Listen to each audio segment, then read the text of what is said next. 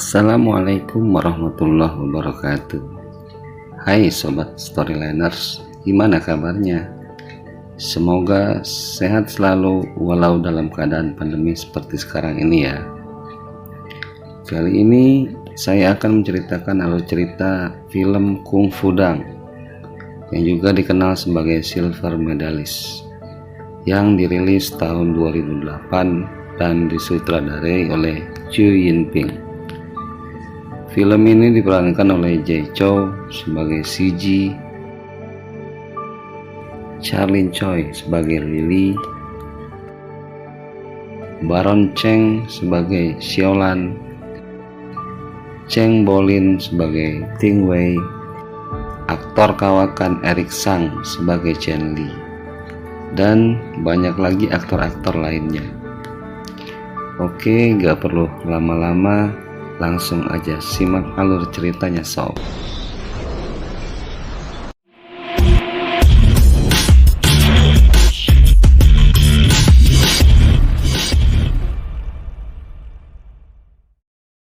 Di awal film ini terdengar tangisan bayi yang ditinggalkan orang tuanya di dekat seorang pengemis yang sedang tertidur pulas.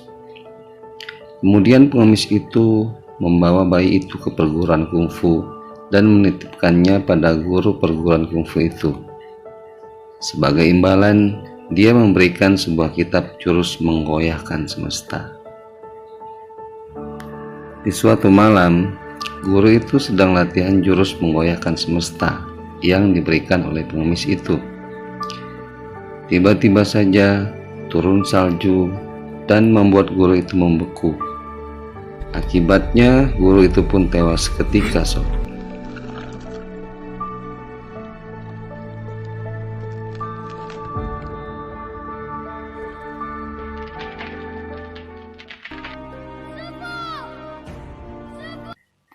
17 tahun kemudian, Fang Xiji, bayi yang dititipkan seorang pengemis pada perguruan kungfu waktu itu, telah dewasa. Banyak cewek yang dianggap sebagai cerita cintanya sob. Salah satunya, cewek itu mau mati bersamanya di saat dia susah. Padahal gara-gara nyolong duit itu cewek. Di perguruan kungfu, Xiji dikenal sebagai murid pemberontak. Ada 4 orang guru di perguruan kungfu itu yang akan membantunya mengalahkan lawannya di pertandingan basket nanti.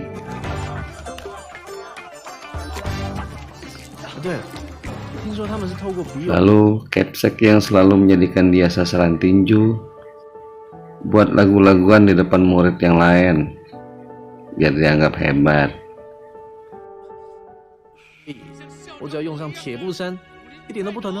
Malam harinya, Xiji bertemu dengan Om yang bernama Chen Li.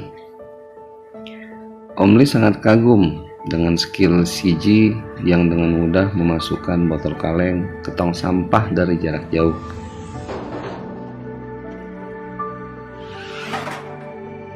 Lalu Om Li mengajak Xiji makan di restoran Prancis tempat anaknya bekerja.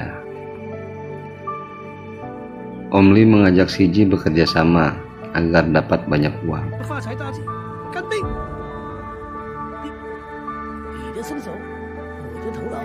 Di sebuah klub malam, Om Li mengajak Xiji bermain lempar anak panah dengan taruhan $200. Xiji pun menang. Ternyata orang yang dikalahkan Xiji itu salah satu anak buahnya Ahu, orang yang ditakuti dan juga pemilik klub malam itu. Ahu lalu mendatangi mereka dan tidak terima atas kekalahan anak buahnya. Om Li yang gak mau masalah jadi panjang mengajak Xiji pergi dari tempat itu. Tapi Xiji tidak menghiraukannya dan melawan anak buah Ahu. Melihat kehebatan kungfu Xiji, Om Li merasa sangat senang. obstacles. You gotta stop it, yo, you gotta take it slow. You can't be a pro, don't waste your time no more. Who the fuck are you to tell me what to do? I don't give a damn if you say you disapprove. I'm gonna make my move, I'm gonna make it soon. And I'll do it cause it's what I wanna fucking do. Cause all these opinions and all these positions, they come in millions, they blocking your vision. But no, you can't listen, that shit is all fiction. Cause you hold the power as long as you're dreaming. There's no way that you make it. And maybe you can fake it, but you're never gonna make it. Are you just gonna take that? Make them take it all back. Don't tell me you believe that. Are you just gonna take that? Or will you fucking fight back? Keesokan harinya, Ahu dan anak buahnya mendatangi perguruan kungfu tempat Siji tinggal. Melalui temannya Bi Tianhao, dia memberikan upeti berupa emas batangan yang sangat banyak pada kapsek perguruan kungfu itu, dengan maksud untuk memaksa Siji mengakui perbuatannya yang telah membuat onar di klub malam dan mengeluarkan Siji dari perguruan kungfu itu. Ternyata harta adalah segalanya, sob. Kapsek pun melotot melihat emas batangan sebanyak itu dan menuruti kemauan Ahu dan Bi Tianhao. Siji dipukuli habis-habisan oleh anak buahnya Bi Tianhao sebelum dikeluarkan dari perguruan kungfu.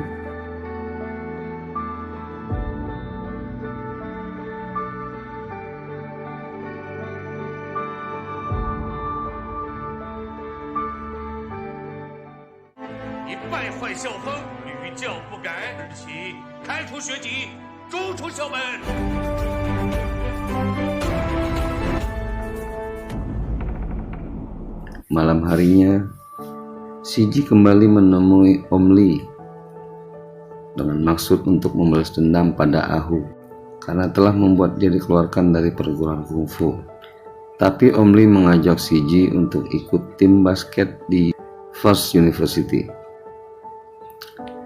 Dengan kemampuan bicaranya, Om Li pun berhasil mempromosikan Siji pada dekan First University untuk bergabung di tim basket itu.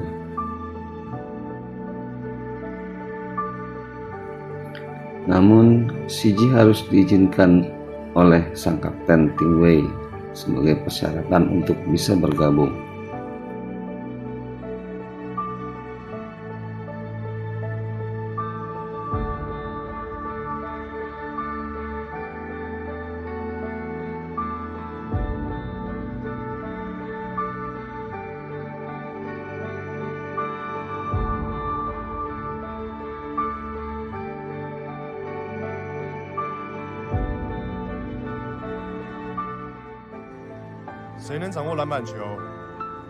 Keesokan harinya, Siji mulai latihannya dengan tim basket itu. Dengan kemampuannya, dia menjadi sorotan media massa. Beberapa hari kemudian, Xiaolan, sang bintang tim, kembali bergabung. Dia melakukan slam dunk yang belum bisa dilakukan oleh Siji.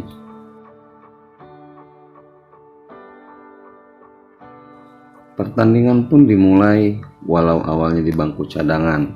Siji tetap senang dan berhasil menunjukkan skill tembakan jarak jauhnya.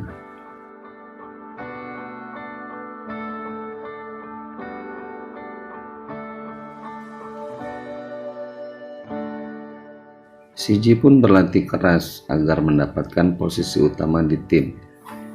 Namun dia masih belum bisa melakukan slam dunk seperti yang dilakukan Ting Wei dan Xiaolan.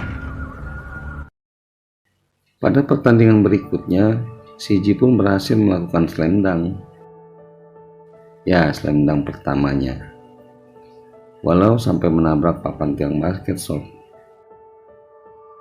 Sejak saat itu, Siji jadi makin pede melakukan slam dunk tanpa menabrak papan tiang basket lagi. Di suatu malam, di saat Siji dan teman-temannya sedang enjoy di sebuah klub malam, datanglah Li Tian, kapten tim Fireball. Ternyata Li Tian juga anak buahnya Bi Tianhao, musuh bebuyutan Xi Ji. Om Li diajak negosiasi untuk menjual Xi Ji ke tim Fireball. Ternyata menolak, karena dia tidak mau menjual impiannya pada tim Fireball. Besok lusanya pertandingan final pun dimulai. Tim Fireball bermain secara kasar dan seperti sudah disetting untuk mengalahkan dan mencederai para pemain tim First University. Walaupun Xi Ji sempat membalas, namun waktu permainan tak cukup untuk menyusul skor dari tim Fireball. Ketika sisa waktu 8 menit, tiba-tiba lampu dalam gor mati, yang mengakibatkan pertandingan ini ditunda selama 3 hari. Siang harinya, di saat Xi Ji dan Om Li sedang santai, datanglah Ahu dan mengatakan kalau dia yang telah mematikan lampu di gor, dengan maksud agar tim Xi Ji tidak kalah malam itu, karena dia taruhan dengan Bi Tianhao untuk kemenangan tim Xi Ji. Keesokan harinya, keempat guru perguruan kungfunya datang menemui Xi Ji. Om Li berharap mereka bisa menolong Xi Ji dan timnya untuk memenangkan pertandingan lanjutan besok. Xi Ji ternyata diam-diam menyukai Lily. Dia mengatakan pada Lily kalau dia mengibaratkan Lily seperti es krim yang sangat disukainya dari kecil, dan rela melakukan apa saja untuk mendapatkannya. Pertandingan final lanjutan pun dimulai. Keempat guru Xi Ji pun datang membantu. Mereka memberi pelajaran pada tim Fireball dan mengobati cedera yang dialami teman-teman Xi Ji.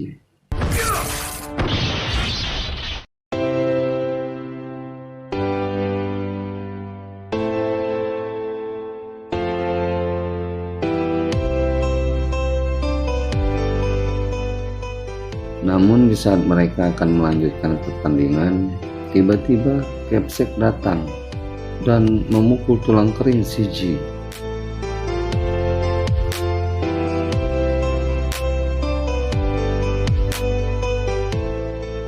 Tapi Xi Ji tetap melanjutkan pertandingan. Ting Wei lalu memberikan umpan pada Xi Ji, namun tembakan jarak jauhnya digagalkan oleh wasit.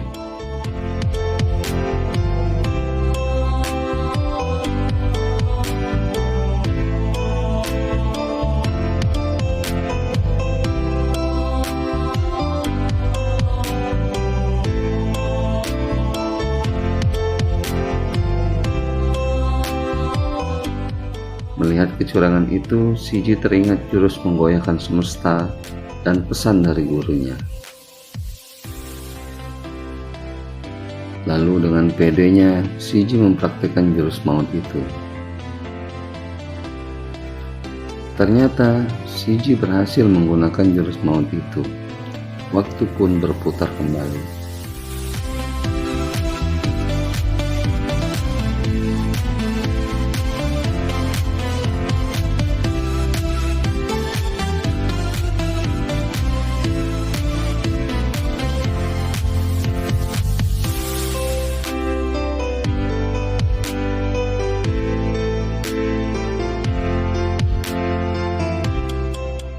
Xi Ji yang menerima umpan dari Ting Wei tidak langsung menembak ke arah ring basket, tapi memberikan umpan balik yang disambut selendang oleh Ting Wei. Akhirnya, tim First University pun menang.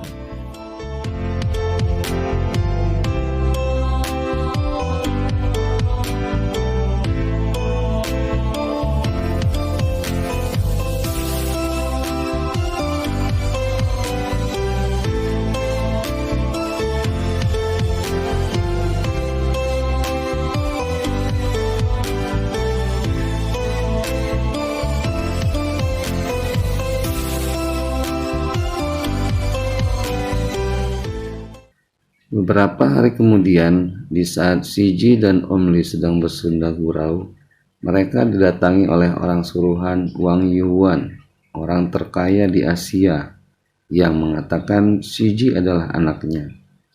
Om Lee pun sangat kaget, kemudian membelikan setelan jas yang bagus untuk Shiji pakai bertemu ayah kandungnya.